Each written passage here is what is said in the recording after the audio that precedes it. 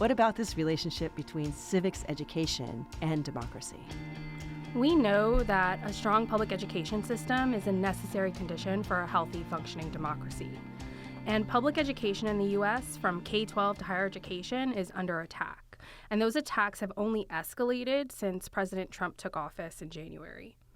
And what's worse, when we think about the importance of public education for democracy, is that we have underinvested in civics education and social studies for decades, leaving many young people ill-equipped to understand, contextualize, and respond to many of the crises of our democracy that we see unfolding today.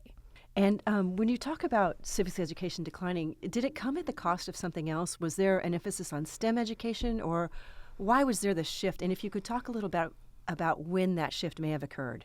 So the sort of declining investment in civics education and social studies has come alongside an increasing investment in STEM, science, technology, engineering, and math, and reading. And a lot of that increase in investment in science and reading and mathematics happened around the early 2000s with the passage of the No Child Left Behind Act of 2002.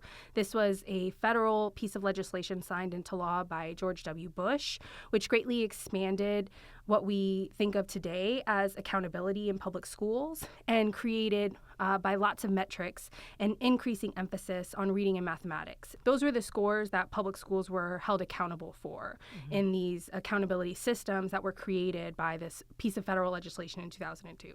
So you would probably track the decline in civics education to around the early 2000s going forward. That's right.